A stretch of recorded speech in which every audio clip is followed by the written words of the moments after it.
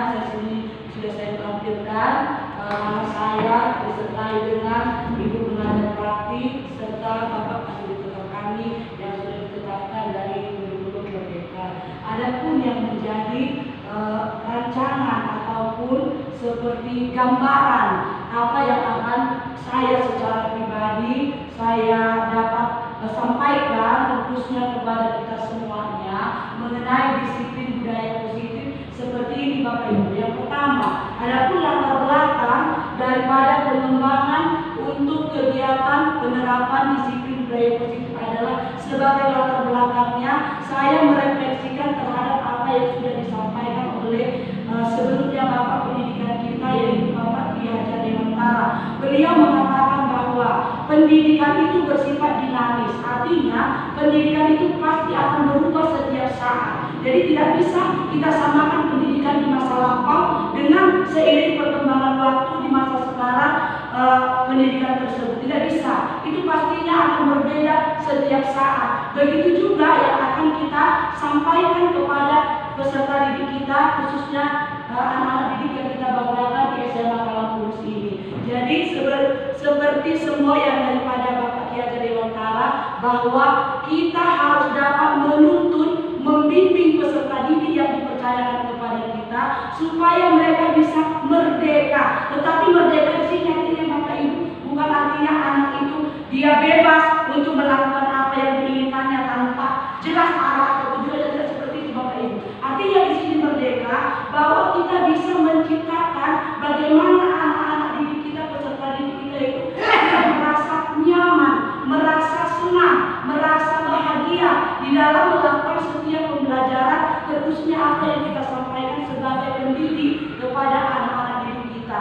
Apa yang bisa kita lakukan? Yaitu kita melakukan pembelajaran yang berpihak kepada murid. Sekali lagi Bapak Ibu saya katakan, artinya berpihak kepada murid. Kita memanusiakan peserta didik kita itu supaya mereka bisa apa yang mereka inginkan, pilihan potensi apa yang mereka harapkan, supaya itulah yang akan kita tuntun kepada anak didik kita, kita kembangkan mereka supaya jelas arah tujuan pilihan yang mereka lakukan itu dan jelas mau kemana. Pastinya kita menginginkan anak didik kita itu mendapatkan nilai-nilai kebajikan di dalam penerapannya, tidak hanya pada waktu kita di sekolah kepada anak didik kita, tetapi juga diterapkannya di dalam keseharian kehidupannya masing-masing. Meskipun Bapak Ibu ini jangka panjangnya ini masih lama, karena kita Bapak Ibu sebagai pendidik, kita tidak bisa harus memaksakan anak itu harus berubah misalnya kapan saja, tidak. Itu ada prosesnya Bapak Ibu, dan proses itu pun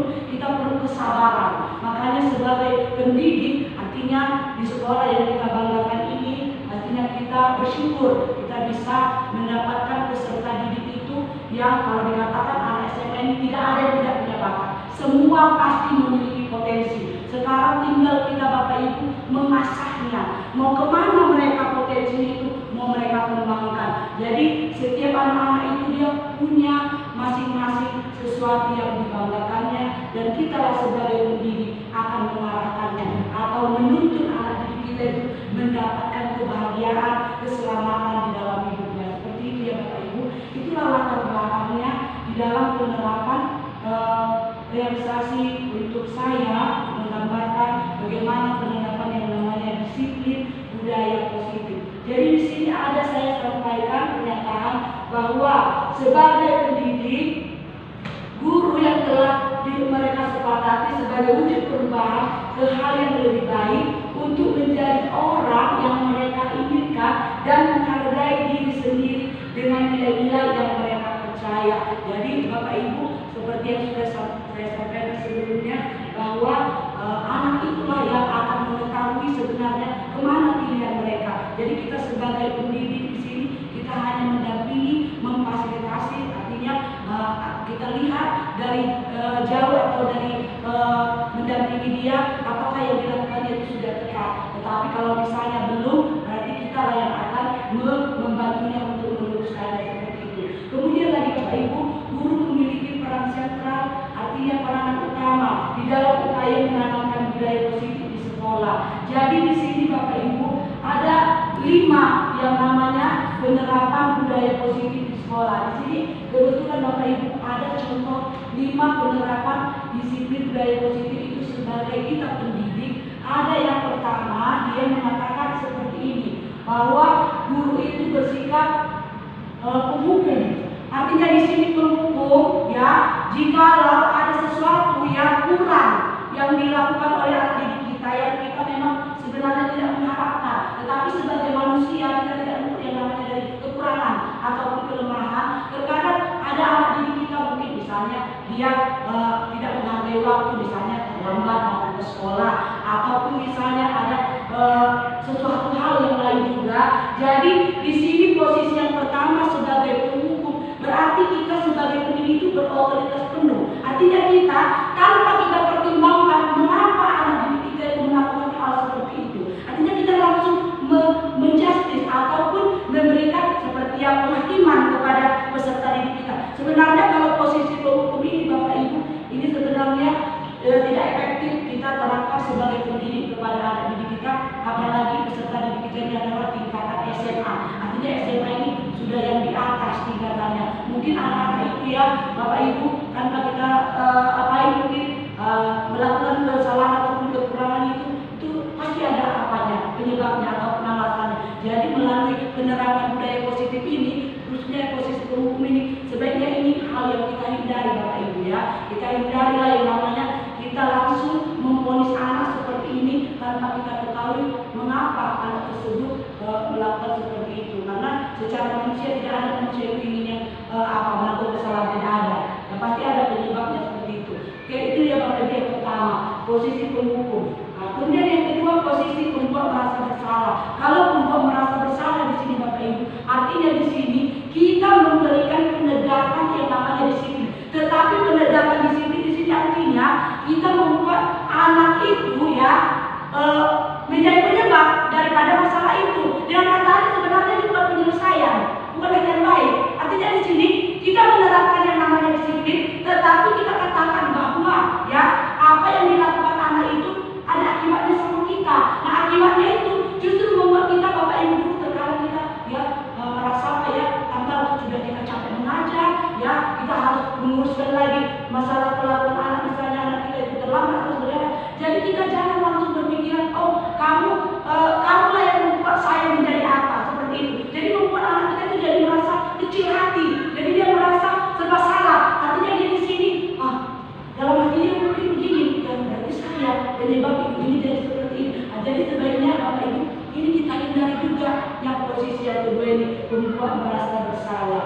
Begitu. Lanjut Bapak Ibu yang ketiga, posisi teman. Nah, posisi teman ini Bapak Ibu, ini kalau dikatakan sifatnya ini lebih dekat, lebih istilahnya di sini kita sebagai Bapak Ibu guru mungkin ini batasannya kepada peserta didik kita mungkin hampir sama. Padahal hal yang seperti ini juga kita hindari.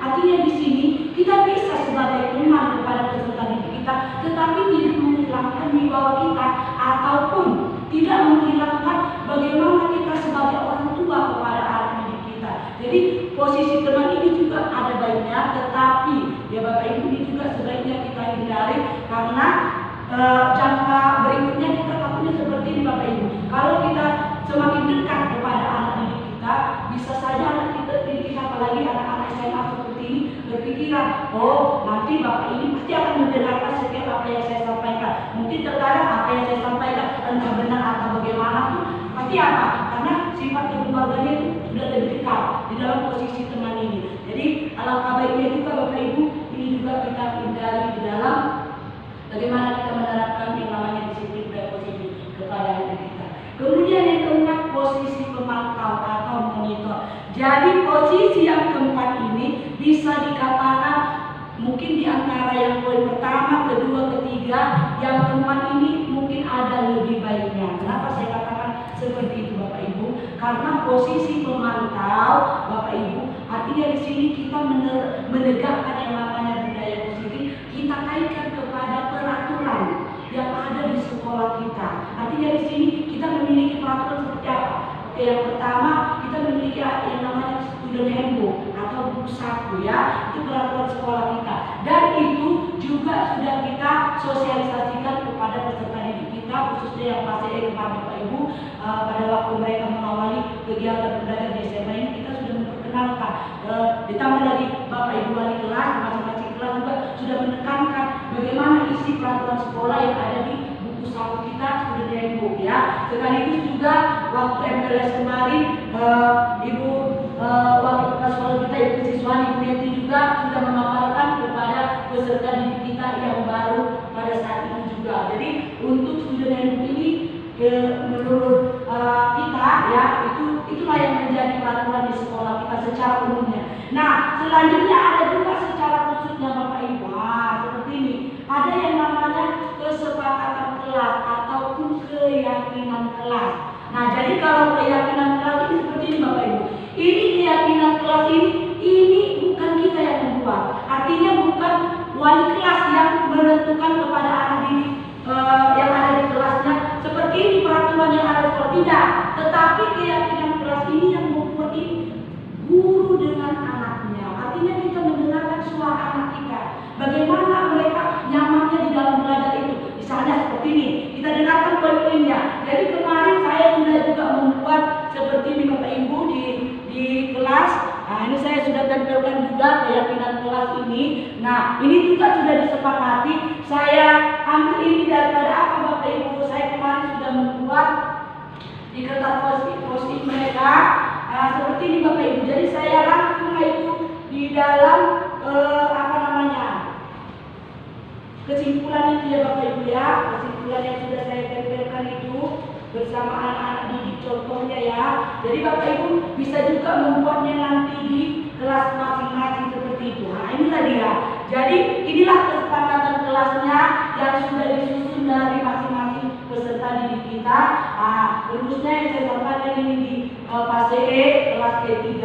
Jadi dari suara mereka inilah langsung kami tuliskan seperti ini hasilnya Bapak Ibu ya. Jadi ini bisa seperti ini dia keyakinan kelasnya. Jadi ini semua guru juga bagus menerapkannya. Artinya bukan hanya wali kelas kepada anaknya, guru bidang studi mata pelajaran juga bisa membuat keyakinan kelas, kesepakatan antara guru yang bersangkutan bidang studi dengan anak-anak didiknya. Jadi ada dia bentuknya seperti ini. Yang pertama bentuk tabel T. Ini tabel T ini ya. Yang pertama dia sikap disiplinnya saling menghormati. Jadi saling menghormati ini ada dia tampak seperti ya. Inilah dia untuk anak-anak didik kita seperti anak sekolah. Jadi inilah yang mereka lakukan. Apa itu? Menaati peraturan sekolah yaitu student handbook itu. Kemudian berbicara dengan sopan. Kemudian mendengarkan guru. Kemudian menghargai orang lain yang sedang berbicara. Kemudian membina hubungan baik dengan seluruh warga kelas dan seluruh warga sekolah. Kemudian tidak terlambat hadir ke sekolah atau tepat waktu. Itu untuk saling menghormatinya. Kemudian masih ada lagi menyapa teman dan guru setiap hari. Oke, itulah Bapak Ibu untuk sikap saling menghormati di kelas yang saya sudah terapkan kepada peserta didik saya di kelas ketiga. Jadi kalau untuk yang di sebelah kanan inilah yang dihindari. Artinya anak kita tidak seperti ini dia karakternya ya Bapak Ibu. Artinya berseberangan atau berkebalikan dengan yang tadi seperti anak sekolah itu. Itu yang pertama, sikap saling menghormati. Kemudian yang kedua sikap saling bekerja. Jadi di sini kami prioritaskan terhadap bagaimana dalam melaksanakan tugas ataupun pekerjaan ataupun kegiatan pembelajaran, proses pembelajaran oleh Bapak Ibu guru kepada anak-anak didik. Nah ini seperti ini dia. Jadi bekerja itu tekun, bekerja dan menyimak guru. Kemudian menyerahkan tugas tepat waktu. Kemudian jujur mengerjakan tugas. Ya Bapak Ibu. Kemudian memberikan hasil yang terbaik.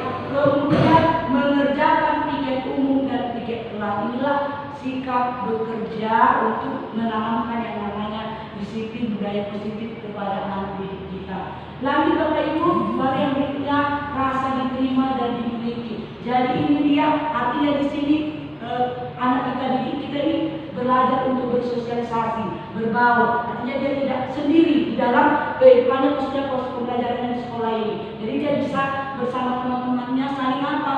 Melibatkan semua satu lain dalam kelompok, kemudian memberikan komentar, ujian yang positif, kemudian apabila teman sedang berhasil, kemudian menjenguk atau menanyakan teman yang sedang